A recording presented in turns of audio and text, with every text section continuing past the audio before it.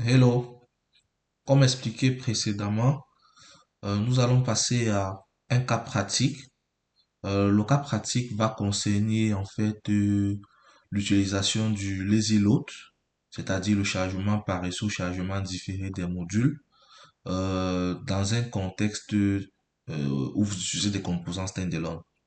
Comme vous le savez, les composants standalone ont vu le jour depuis la version 14 d'Angular et ils vont introduire bien évidemment un certain nombre de modifications parce que voilà, avec les composants standalone, on peut carrément développer toute une application sans module, si ce n'est que d'avoir des modules vraiment nécessaires comme des modules partagés qui contiennent une logique partagée entre plusieurs composants. Alors ici, dans ce cas pratique, je t'explique concrètement comment est-ce que tu peux continuer à faire le lazy loading dans le contexte des composants standalone. On verra ensemble comment regrouper des chemins qui appartiennent tous à un même module afin de les charger de manière paresseuse.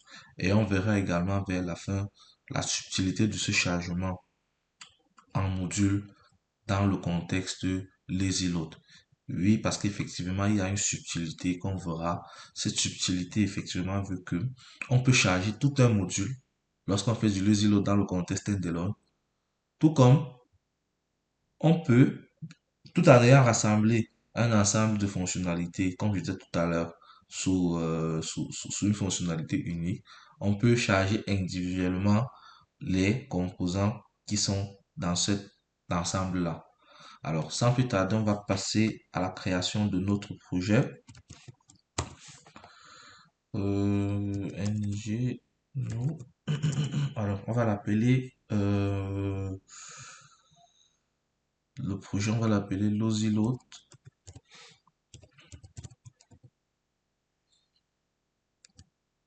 Standalone. Bon, je mets un minuscule.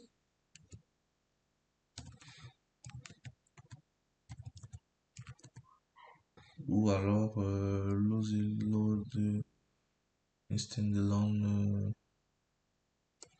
contexte. Ce n'est pas trop très long. Je vais l'appeler Loziload 8.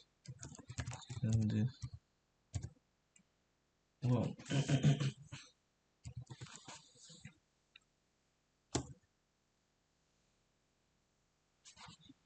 Alors là,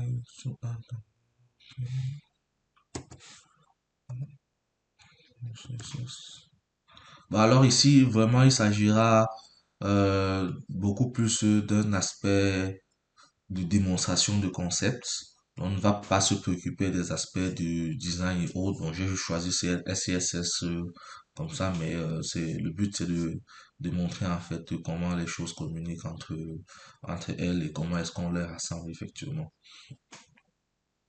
Alors ça prend un petit peu de temps.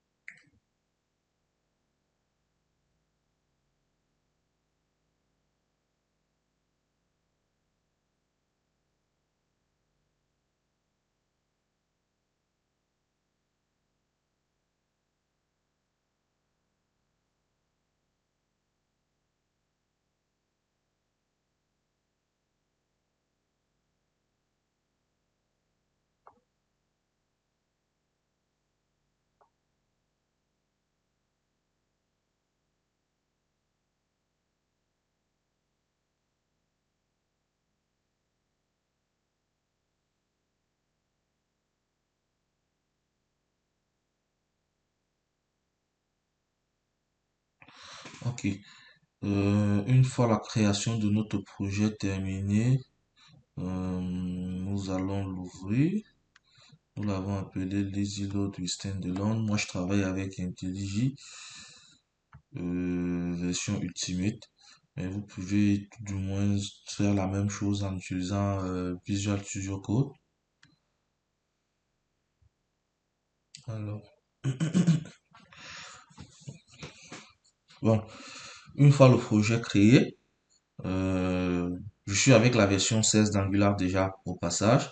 Remarquez que j'ai comme naturellement un module, mon module de routine, mon composant racine, bref, l'architecture habituelle. Maintenant, puisque ici nous voulons travailler dans un contexte standalone, alors on va transformer cette application en une application standalone. On va donc faire ng generate. La syntaxe, vous la retrouverez dans la documentation officielle d'Angular. Ng generate Angular. Alors, slash core deux points standalone. Je pense que c'est un L ou c'est un L. On verra ce qu'il va nous dire. Ok. Bon. Comme demandé dans, précisé dans la documentation officielle, en fait, il faut parcourir en trois étapes. Il faut faire la migration en suivant les trois étapes. La première étape, on va convertir nos composants, nos directives et les pipes. Si effectivement vous en avez déjà dans votre projet en standalone. La deuxième étape, c'est l'étape qui consiste à retirer tous les modules non nécessaires dans votre projet, puisque vous êtes passé en standalone. Et enfin, la dernière étape consiste à utiliser, à bootstrapper votre application en utilisant l'API standalone. Alors, on va procéder à la première, par la première étape, qui consiste en fait à convertir tous nos composants, nos directives et nos pipes en standalone. Ok, il me fait comprendre qu'il a modifié mon fichier app component de test déjà. Alors, bon, normalement, ce fichier de test ne nous intéresse pas tellement pour l'instant. Et ensuite, je refais la même commande et je lui demande de retirer tous les modules non nécessaires. Si vous voulez vraiment savoir ce qui se passe en arrière-plan, vous pouvez aller dans la doc officielle. Vous pouvez aller dans la doc officielle d'Angular à standalone. Et là, vous avez standalone component. Vous avez déjà tout ce qu'il vous faut pour créer un standalone component. C'est expliquer ce qu'il faut, les différentes étapes et comment migrer. Voilà, pour migrer une application existante, on a on vous demande d'être sûr d'avoir moins la 15.2, les différents types. Voilà ce qui se passe la première fois quand vous sélectionnez ça. Bref, vous avez toutes les informations. Alors, une fois que c'est fait, je procède encore. Bon, dans le deuxième cas, puisque nous c'est un projet que nous venons de créer, il dit il n'a aucune tâche à effectuer. Mais dans une application déjà existante avec plusieurs ng modules que vous avez, voilà, que ce soit des ng modules qui se chargent de manière paresseuse ou pas, normalement, une fois que vous avez réussi, que vous avez fait le procédé à la première étape et qu'elle a réussi, il y a certains modules normalement qui pourraient ne plus être nécessaires puisque les composants étant passés en standalone. Alors, on va aller à la dernière.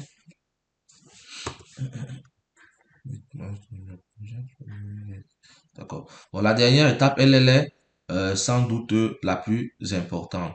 Parce que vous allez remarquer maintenant, si vous arrivez dans notre projet, que on n'a plus d'app module.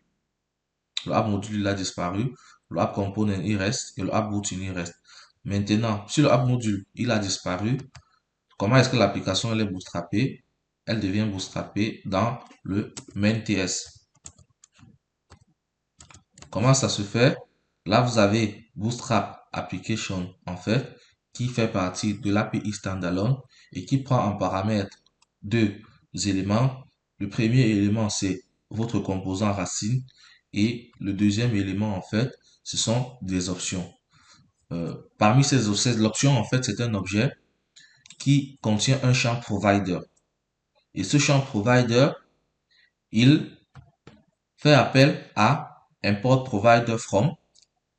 Que fait import provider from? Si vous essayez d'inspecter ce qu'il fait, import provider from, lui, il prend en paramètre des ng modules, comme c'est le cas ici. Vous remarquez qu'il a pris en paramètre le browser module, également aussi le app routine module. Donc, vous pouvez lui passer en paramètre une liste de ng modules, comme c'est précisé là. Voilà. Et en retour, il va retourner un environment provider. Et c'est quoi un environment provider? Un environment provider, ça sera simplement un objet de type provider. C'est un wrapper en fait. Alors, voilà un peu en fait ce qui est fait. Notre application, elle est actuellement bootstrappée en standalone.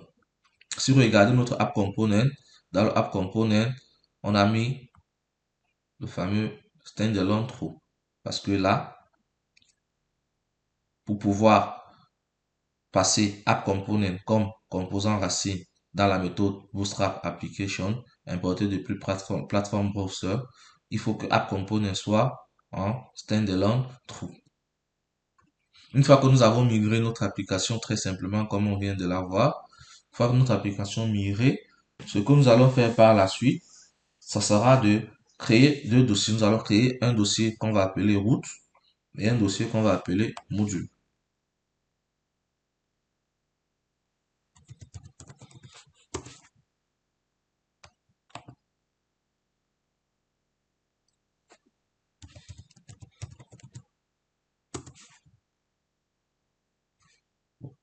Dans le dossier module,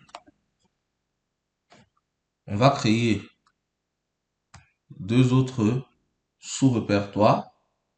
L'un, on va l'appeler admin et l'autre, on va l'appeler customers.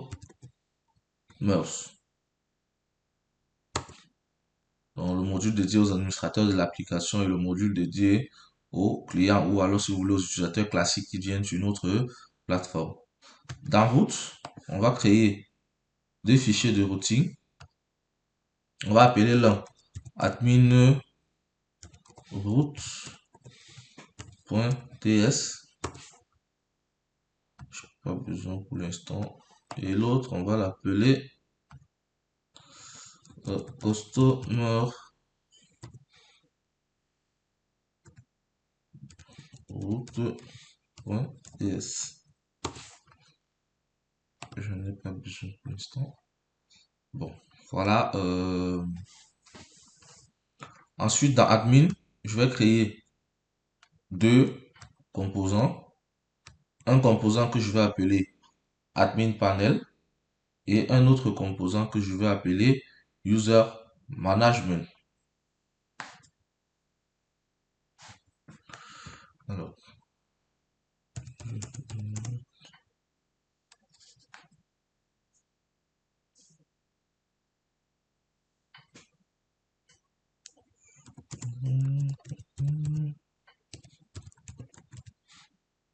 bon, puisqu'il faut qu'il soit dans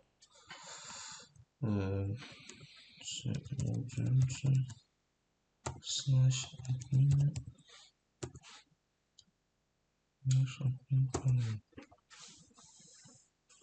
Voilà, puisque je suis passé en standalone, le ng module qui était dans app module n'existe plus, puisque le fichier app module a été carrément supprimé lors de la migration.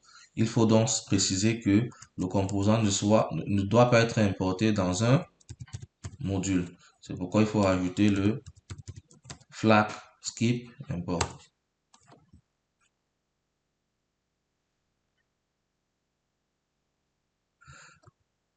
Ensuite, je crée le deuxième qui est User Management.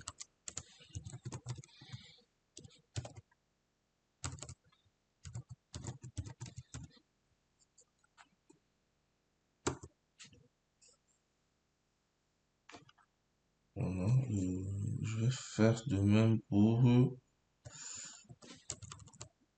Customer. On va créer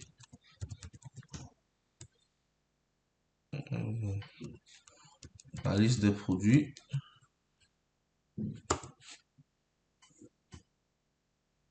Et ensuite, le détail d'un produit. Voilà. Donc, une fois que c'est fait, on va rendre chacun de ces composants, comme vous vous imaginez bien, en standalone.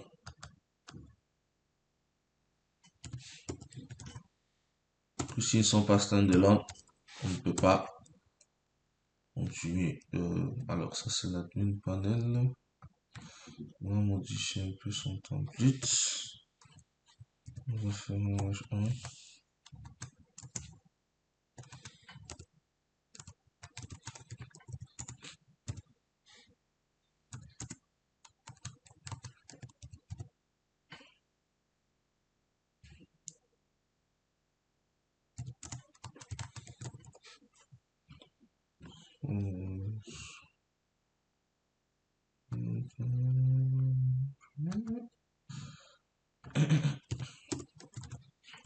Standalone true. Et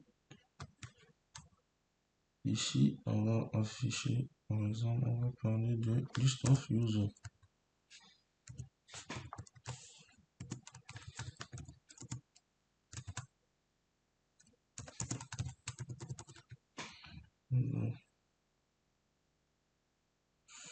Et ensuite, là, on va en customer.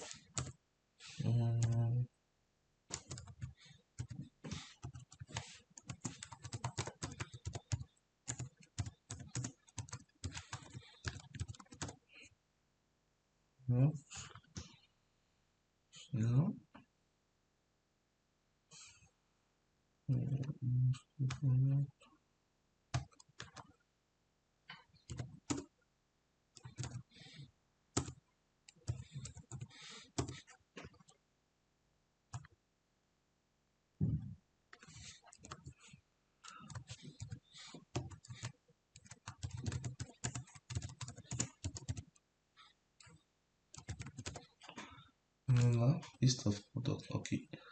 Tous les composants ont été passés en standalone. Ensuite, je vais déclarer les routes pour l'admin et après les routes pour le customer.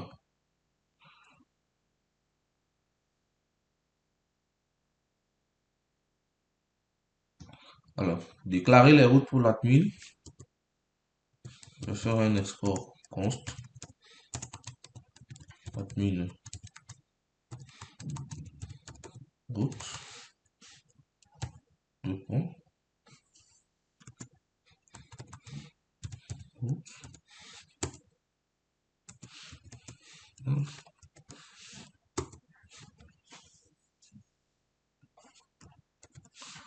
J'ai une route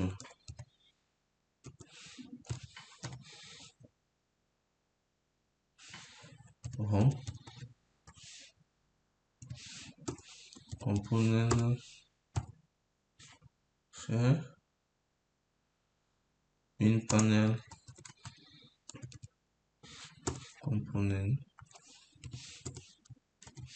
Ensuite, on a une route users management component c'est user management. Et là, on va prévoir au cas où l'utilisateur accède à ce module avec un path vide, on prévoit un path vite. On verra à quoi il sert un peu plus tard. Component. Donc là, c'est un redirect to et un path match. Faut toujours préciser lorsque vous faites un redirect to avec un path vide, faut toujours préciser le path match full pour bien spécifier que à Angular que en fait vous voulez rediriger uniquement si le path est vide. Parce que en fait le path vide, si vous voulez, c'est le préfixe de tous les autres paths. Donc si vous laissez par exemple path match à préfixe, vous aurez une infinité de redirections en fait. Voilà, une fois que c'est fait, ça c'est une des façons en fait pour déclarer, pour assembler en fait mes routes lorsque je suis en standalone. Voilà comment je procède. Je rassemble mes routes dans une constante, soit de cette façon, soit de la façon que je vais vous présenter tout de suite dans le customer route. Déjà, je rassemble toutes ces routes de l'admin parce que ce sont des fonctionnalités utilisées uniquement par le profil de l'admin et il serait nécessaire que je ne les charge qu'uniquement lorsqu'un admin s'est connecté. Je vais donc à Customer Route et à Customer Route, j'utilise l'autre approche recommandée aussi par la doc officielle. C'est un export default. Maintenant là, on se sert de l'alias route. Voilà aussi également une approche. Marqué ici, j'ai fait un export const. J'ai spécifié. Mais là, j'ai rien spécifié. Je fais juste un export default as route.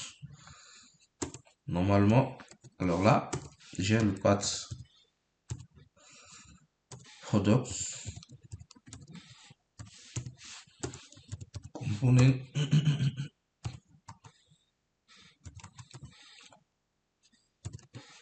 products component. Ensuite, j'ai le path product détail.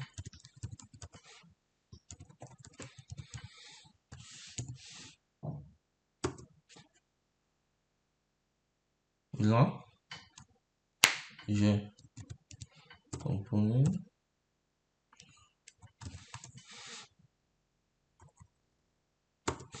Component. Comme tout à l'heure, le path vide.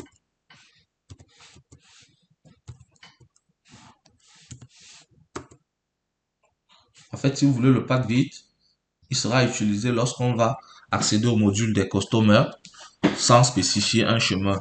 Par exemple, si je fais dans mon navigateur localhost 4200/customer, je ne précise pas, par exemple, product ou un product détail. À ce moment, ce qui va se passer, c'est que le path vide sera appelé. Et le path vide, je lui ai dit de rediriger vers la liste des produits. Je t'arrête tout. Products. Path match. Full.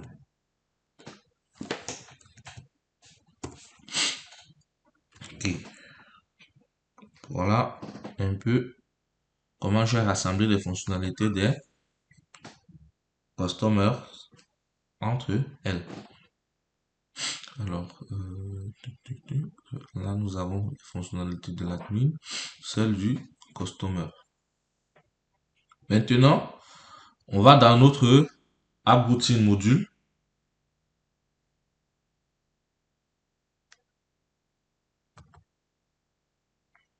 On va dans notre app routine module. Et là, on va faire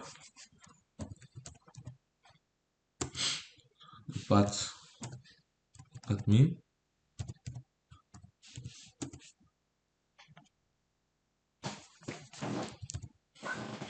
On a un load children. Et on fait un import. Regardez comment la différence entre ces deux agit. En fait, pour admin root, je vais faire un import, je serai obligé de capturer le résultat émis par la promise. Mais pour customer root, juste un import devrait suffire. Alors, root slash admin root et moins tel. Si je fais un M et je fais M point admin root. Ouais. Parce que, en fait, dans admin root, j'ai spécifié la constante. Autant pour moi.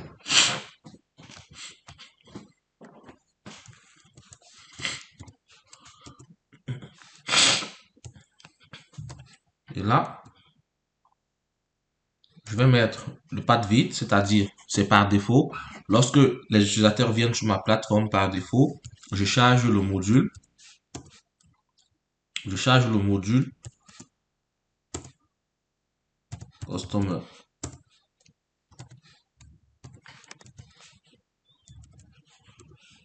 root slash customer. Ouais, ici, j'ai pas besoin de faire un point d'end. Pas besoin de faire un point d'end comme dans le premier cas. Simplement parce que là, la route elle est exportée en default. Pas besoin de point d'end. Bon, il est quand même important pour simuler la réalité. Préciser ici que là on a light du produit. Voilà. Nous sommes tout prêts. Bon, je sais pas si l'approche est claire. En gros, lorsque l'utilisateur, un administrateur va se connecter et qu'il va faire slash admin, à ce moment, s'il tape juste slash admin, adresse IP, numéro de poste slash admin tout simplement dans son navigateur, sans préciser autre chose, il est redirigé par défaut à ROM. Il est redirigé par défaut à ROM. Mais si il fait juste adresse IP, numéro de port, tout juste dans son navigateur, à ce moment, c'est le customer root qui est chargé. Et le customer root étant chargé, lui, par défaut, il va charger product. OK. Alors, on va aller dans le panel des admins et on va ajouter un lien. On va ajouter un lien vers la liste des... Bon, avant même de le faire, assurons-nous d'abord que tout fonctionne bien jusqu'ici.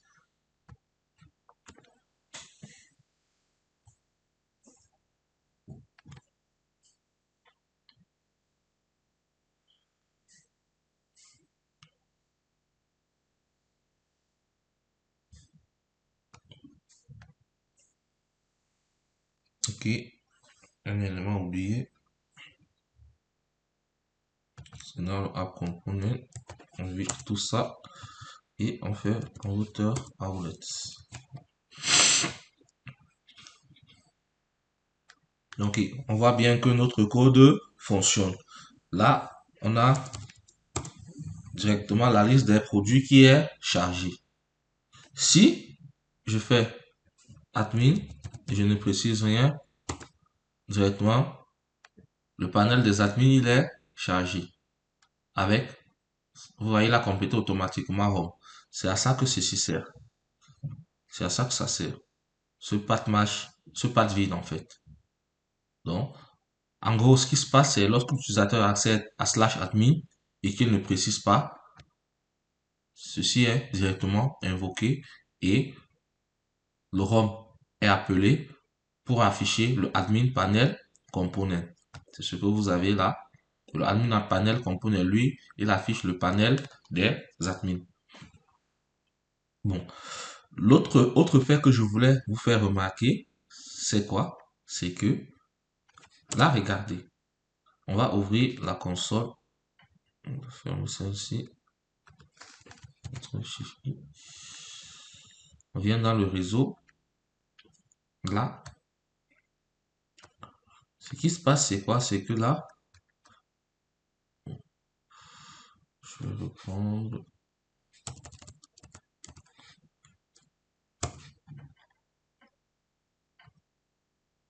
Voilà. Ce qui se passe, c'est quoi? C'est que lorsque j'ai accédé directement via admin, vous voyez la chargée admin là. Et dans les sources, vous voyez, admin hier, uniquement admin est chargé. Comme on pouvait s'y attendre, ce qui est normal, c'est du lazy load. Tout ce qui a trait à product n'est pas chargé. Ça, c'est normal. Maintenant, par contre, si je vais accéder à user management,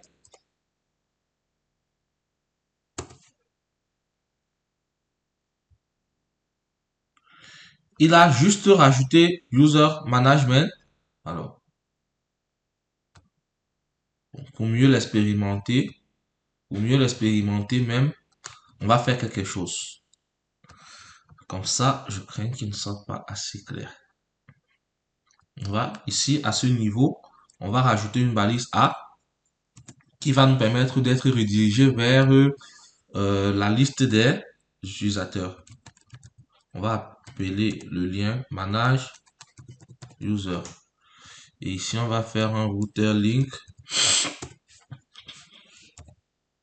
Le router link nous redirige vers slash admin slash user management. Alors, évidemment, si vous le laissez comme ça ne marchera pas. Pourquoi ça ne marchera pas? On peut faire un test si vous voulez.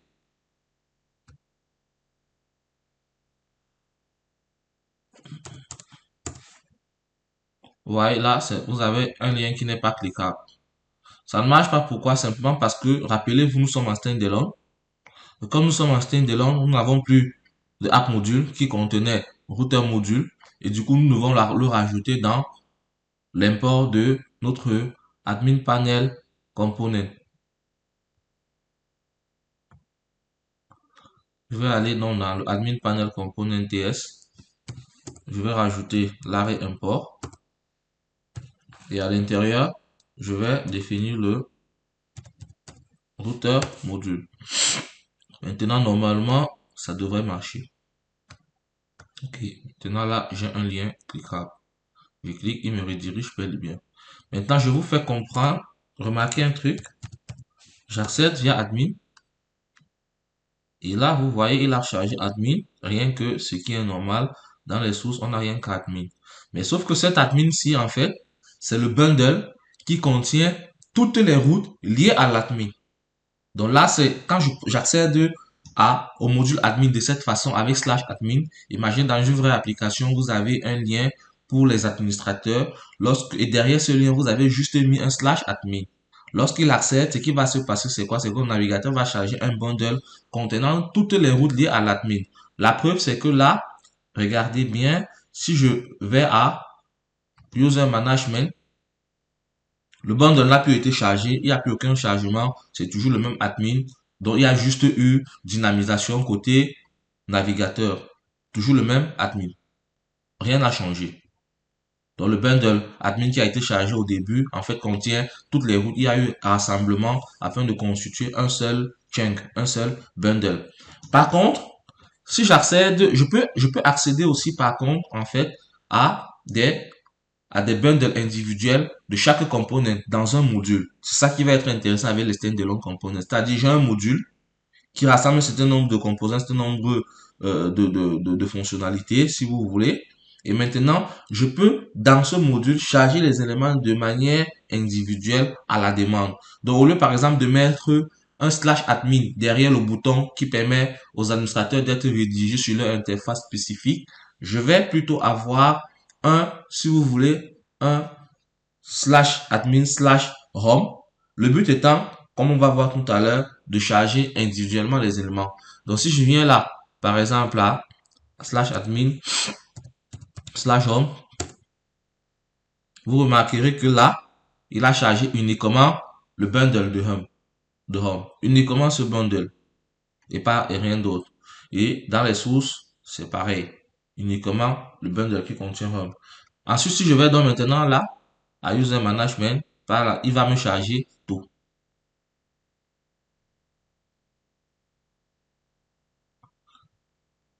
Voilà. Normalement, il devrait. Voilà, user management. Voilà. OK. À user management, maintenant, lorsque j'accède directement à user management, j'ai, en réalité, si vous voulez, uniquement user management qui est chargé et pareil dans les sources. Voilà un peu la petite subtilité que je voulais qu'on remarque. Maintenant, je vais vous parler d'une autre manière aussi. Si vous voulez supprimer carrément le app routing module, vous pouvez le supprimer carrément dans votre application. Alors, c'est ce qu'on va faire.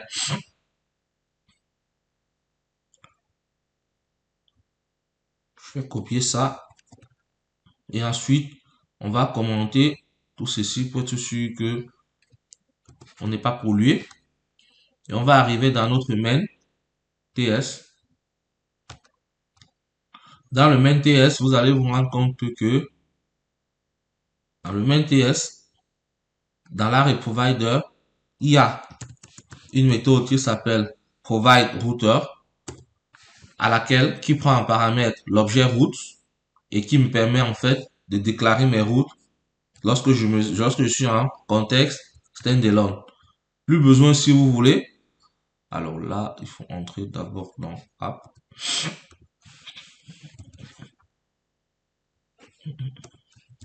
Plus besoin si vous voulez d'avoir un app routine module.